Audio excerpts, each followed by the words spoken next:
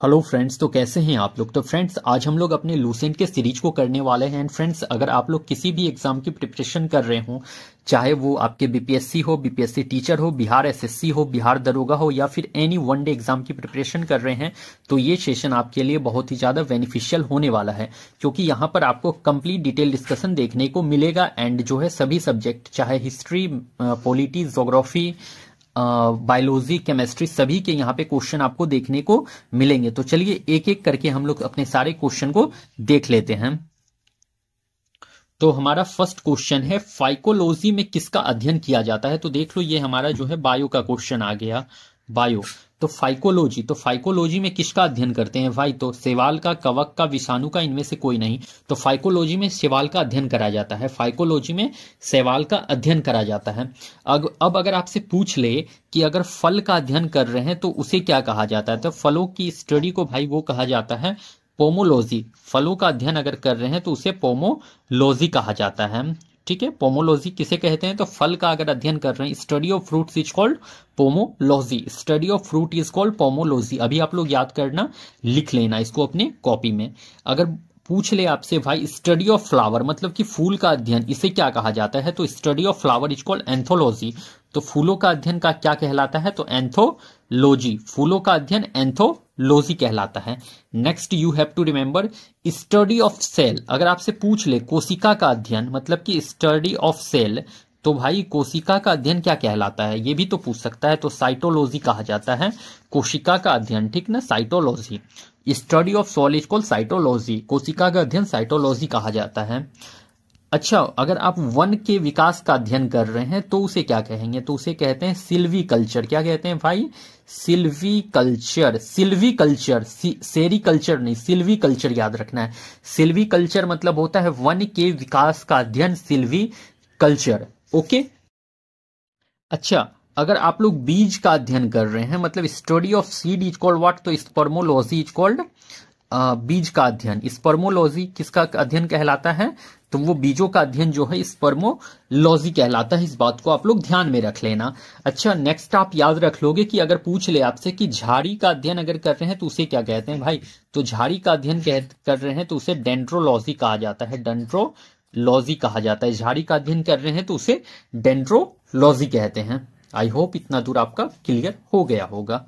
चलिए फिर next slide में, फलों का अध्ययन कहलाता है। तो भाई देखो, फलों का अध्ययन मैंने पीछे डिस्कस कर रखा है आपसे। तो फलों का अध्ययन जो कहलाता है वो पोमोलॉजी कहलाता है। पोमोलॉजी। पोमोलॉजी क्या कहलाता है, तो फलों का अध्ययन जो है पोमोलॉजी कहलाता है। स्पर्मोलॉजी यहां पर दिया हुआ है ऑप्शन में, तो ये भी देख लो आप लोग। स्पर्मोलॉजी क्या है भाई, तो ये स्टडी ऑफ सीड, मतलब कि बीज का जो अध्ययन होता है, ये स्पर्मोलॉजी कहलाता है। And anthology is called the study of flower is called anthology.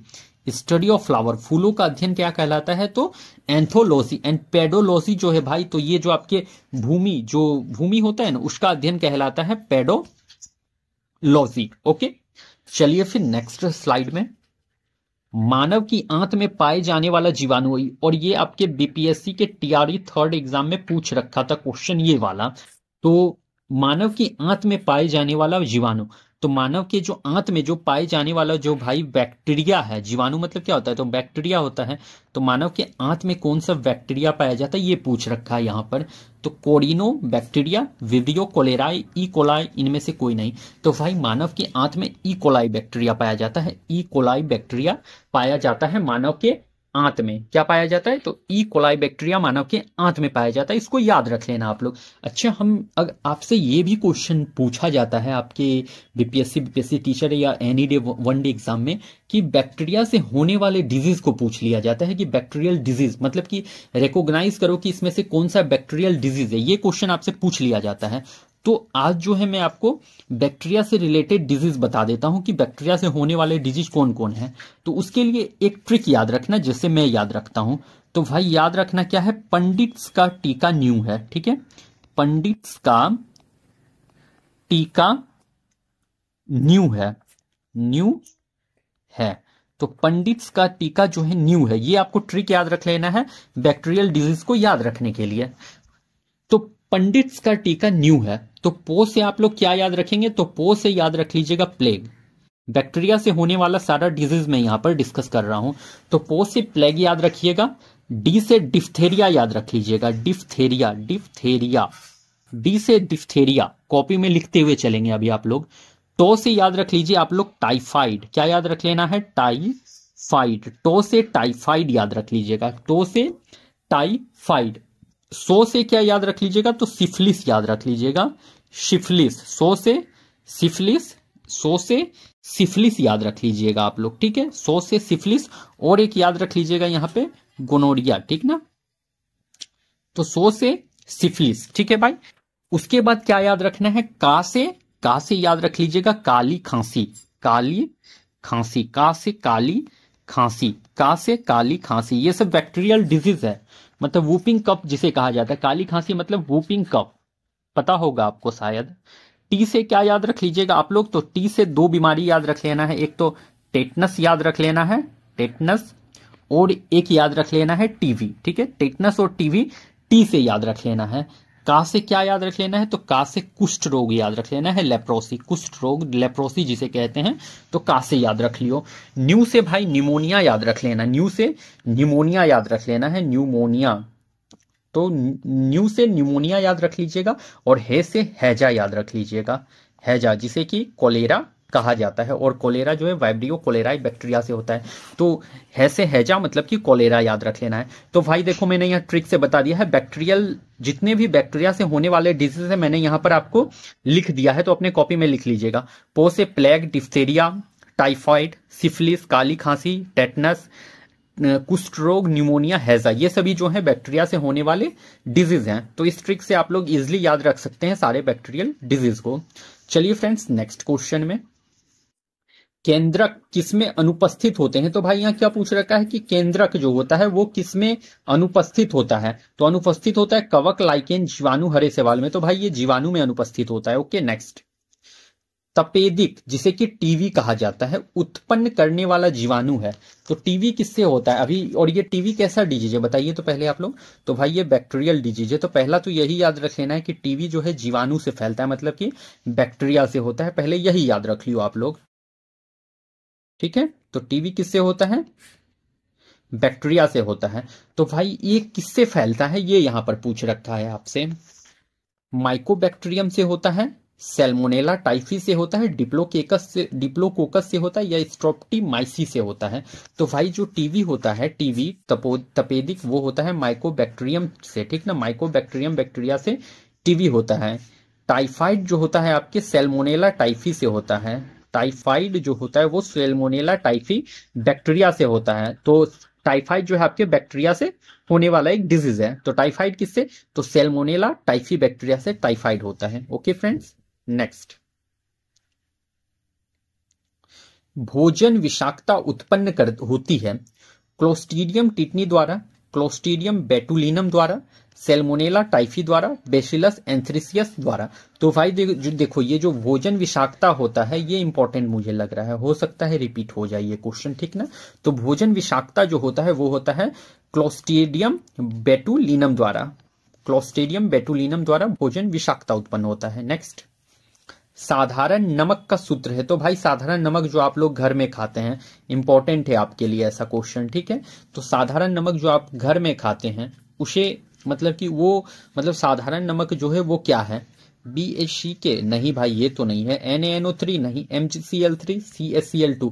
तो साधारण नमक का आखिर सूत्र क्या है भाई, तो साधारण नमक का आपका होता है NaCl, साधारण नमक NaCl सोडियम क्लोराइड, साधारण नमक सोडियम क्लोराइड जो होता है आपका साधारण नमक होता है, एंड जो ये है NaCl है इसका सूत्र। तो साधारण नमक का सूत्र NaCl सोडियम क्लोराइड। अच्छा अगर आपसे पूछ ले भाई कि NaOH किसका सूत्र है, ये इंपॉर्टेंट है इसलिए मैं बता दे रहा हूं। तो NaOH जो है वो कास्टिक सोडा का सूत्र है, कास्टिक सोडा का सूत्र है NaOH, NaOH कास्टिक सोडा का सूत्र है।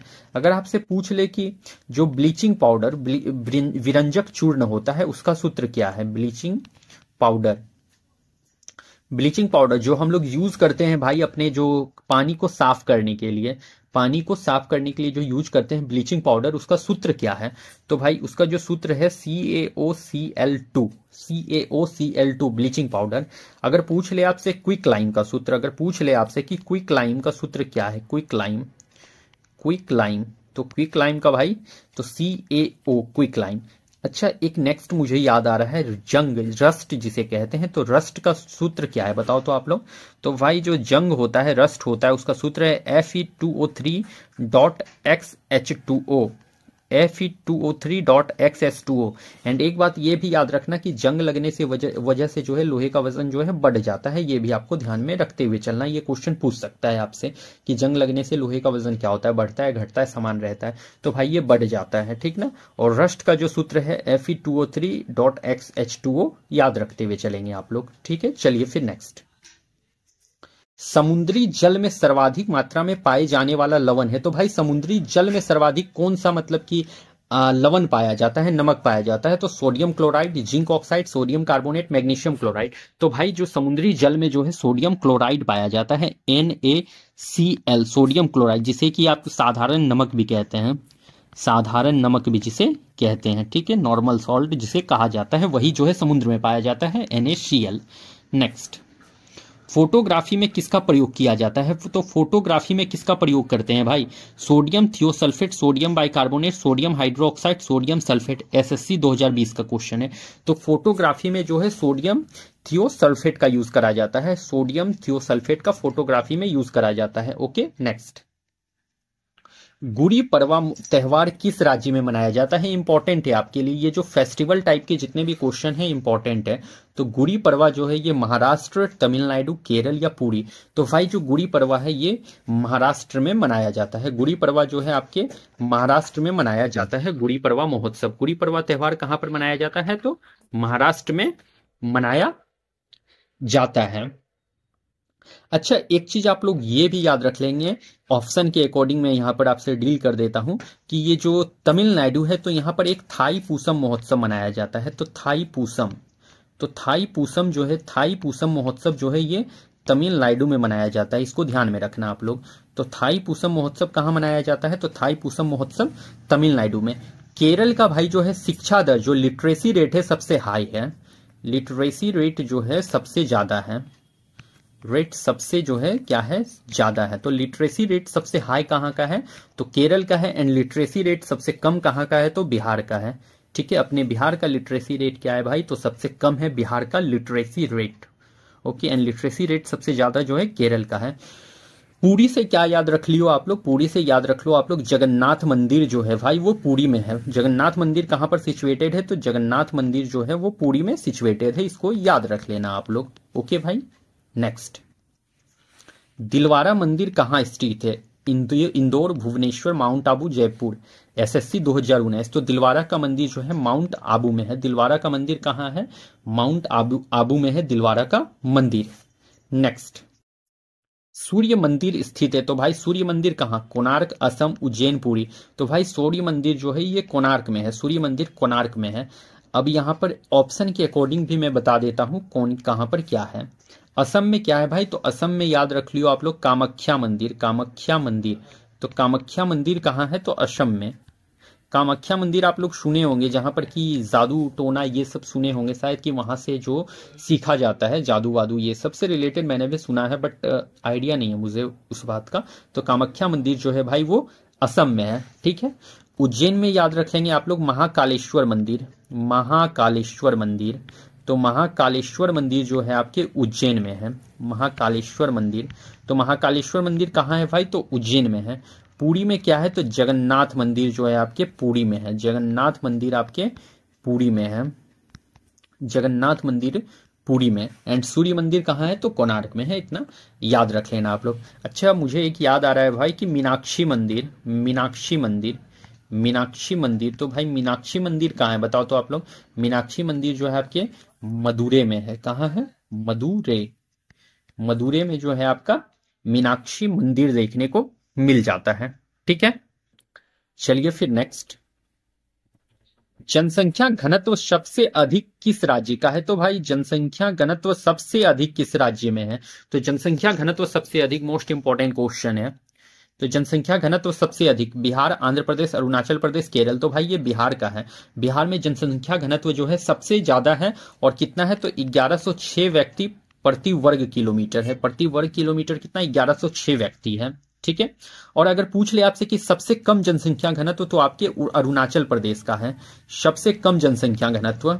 सबसे कम जनसंख्या घनत्व, जनसंख्या घनत्व, तो सबसे कम जनसंख्या घनत्व कहाँ का है भाई? तो ये आपके अरुणाचल प्रदेश का। और कितना है यहाँ का जनसंख्या घनत्व? तो 17 व्यक्ति प्रति वर्ग किलोमीटर। कितना? तो 17 व्यक्ति प्रति वर्ग किलोमीटर, इसको ध्यान में रख लेना। एंड सबसे ज्यादा जनसंख्या घनत्व बिहार का है, 1106 व्यक्ति प्रति वर्ग किलोमीटर। Okay, next. 2011 की जनगणना के अनुसार लिंगानुपात प्रति हजार पुरुष पर, तो भाई पूछ रखा है कि लिंगानुपात प्रति हजार पुरुष पर कितना है? 913, 933, 923, 943। तो भाई ये 943 होने वाला है, 943। नेक्स्ट। भारत की सबसे बड़ी जनजाति कौन है? बताओ कौन सी है भारत की सबसे बड़ी जनजाति? भील, गोंड, संथाल, कोल। जेपीएससी 2021। तो भाई भारत की सबसे बड़ी जनजाति जो है वो है आपका भील। क्या है? भारत की सबसे बड़ी जनजाति कौन है? भील है। ठीक है। और अगर दूसरी बड़ी जनजाति पूछ ले तो सेकेंड बड़ी जनजाति जो है ये आपके गोंड होते हैं। दूसरी बड़ी जो है गोंड है। तो दूसरी बड़ी जनजाति गोंड और सबसे बड़ी जनजाति भील। ठीक है। संथाल जो है मेनली ना आपके झारखंड का मेन जनजाति है। तो भाई ये झारखंड की मेन जनजाति है, मतलब कि झारखंड में सबसे अधिक कौन सी जनजाति है? तो संथाल। तो झारखंड की जनजाति जो है संथाल जो है झारखंड में पाई जाती है सबसे ज्यादा। इस बात को ध्यान में रख लियो आप लोग। Okay friends, next. गद्दी जनजाति निवासी है। तो भाई ये गद्दी जनजाति कहां पर निवास करती है ये पूछा है आपसे। मध्य प्रदेश, हिमाचल प्रदेश, अरुणाचल प्रदेश, मेघालय। बीपीएससी 2001। तो गद्दी जनजाति जो है हिमाचल प्रदेश का जनजाति है। ठीक ना, गद्दी जो है हिमाचल प्रदेश का जनजाति है। और एक याद रख लीजिएगा भील। तो भील जो है भाई, ये भील जो है महाराष्ट्र का जनजाति है। कहाँ है भील? भील जो है महाराष्ट्र का जनजाति है भील।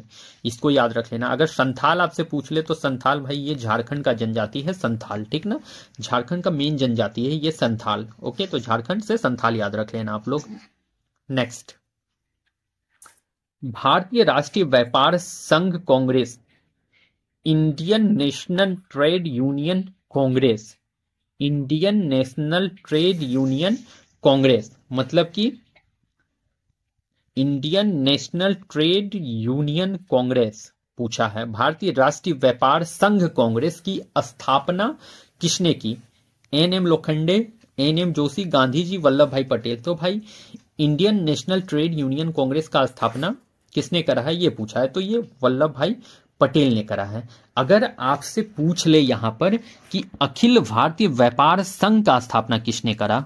अखिल भारतीय व्यापार संघ, अखिल भारतीय व्यापार संघ। और अखिल भारतीय व्यापार संघ अभी से प्रीवियस वाले क्लास में मैंने बता रखा है। ठीक ना, तो अखिल भारतीय व्यापार संघ का स्थापना अगर पूछ ले कि अखिल भारतीय व्यापार संघ का स्थापना किसने करा, तो बताओ किसने करा है अखिल भारतीय व्यापार संघ का स्थापना? तो भाई इसका स्थापना एन.एम. जोशी ने करा था। एन.एम. जोशी। अखिल भारतीय व्यापार संघ का स्थापना एन.एम. जोशी, एन.एम. जोशी। लेकिन अगर इसके फर्स्ट अध्यक्ष पूछ ले, प्रथम अध्यक्ष, तो प्रथम अध्यक्ष लाला लाजपत राय थे। लाला लाजपत राय, लाजपत राय।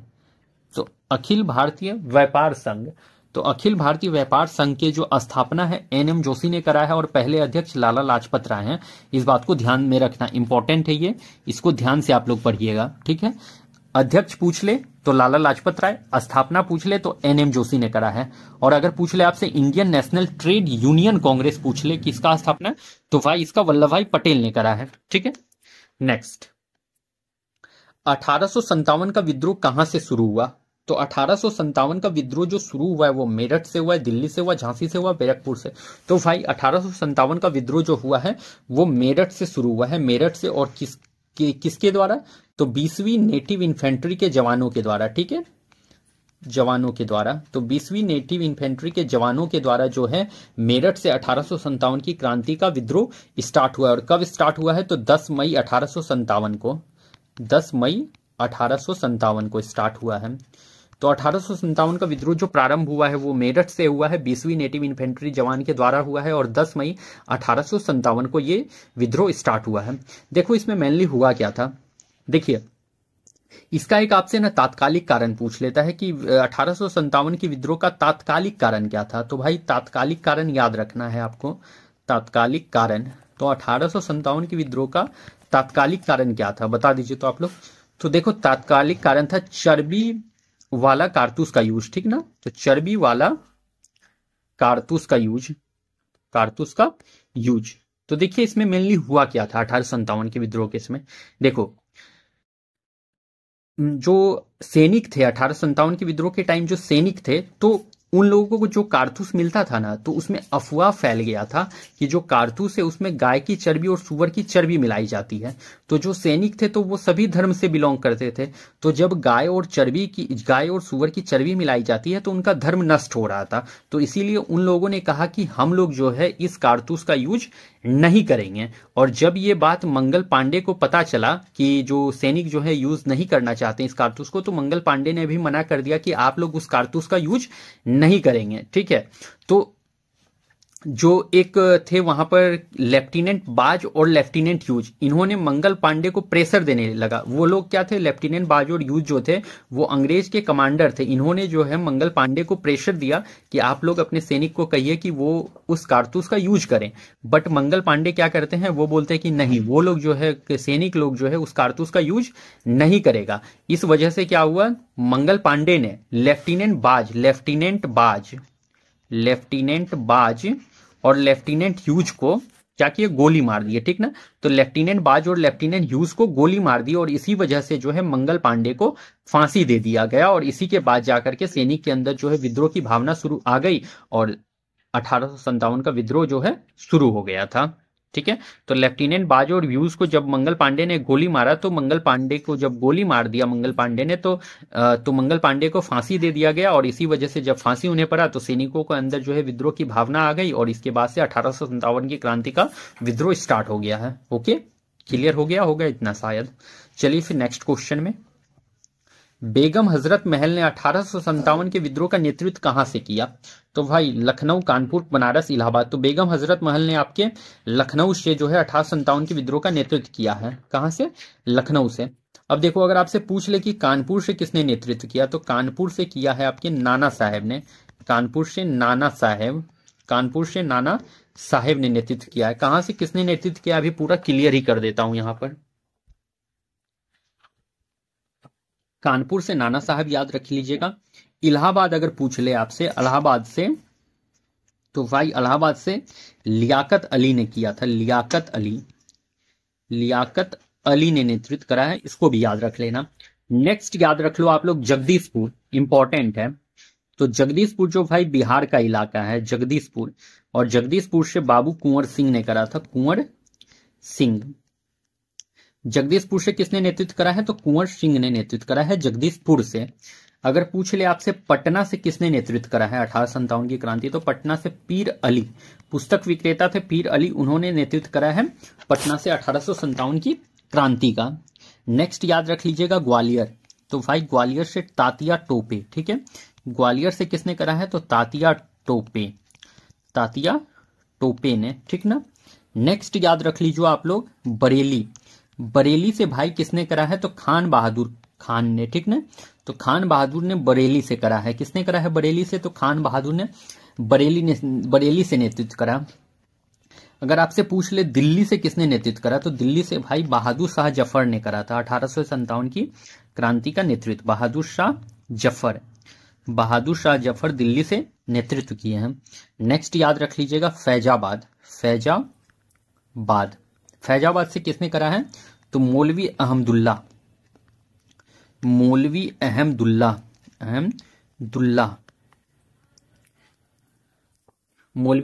ने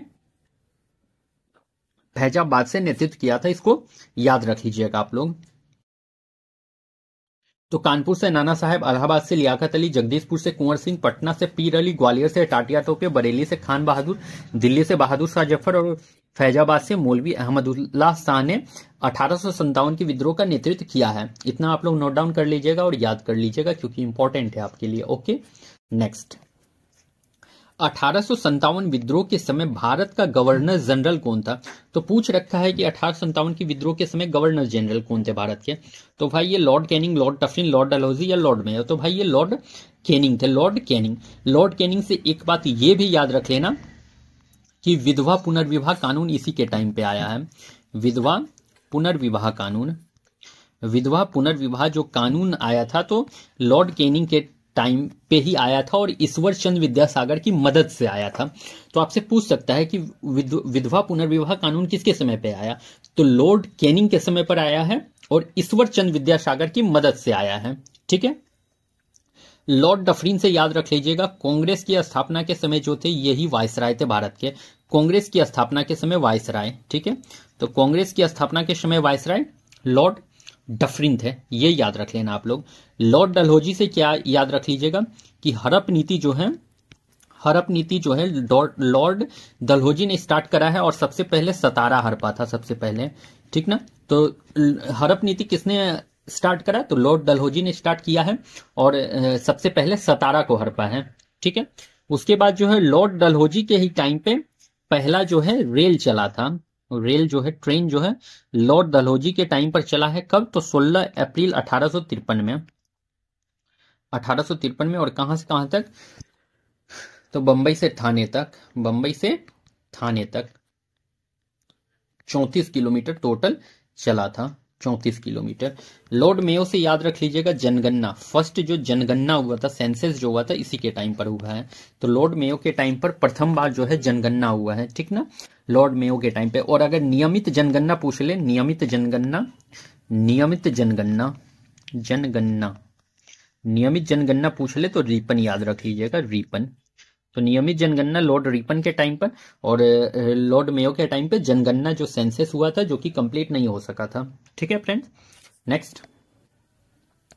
तो फ्रेंड्स हमारा आज का सेशन यहीं पर कंप्लीट होता है। तो फिर मैं कल मिलता हूं आपके साथ किसी नेक्स्ट सेशन के साथ। तब तक के लिए आप लोगों को thank you and best of luck.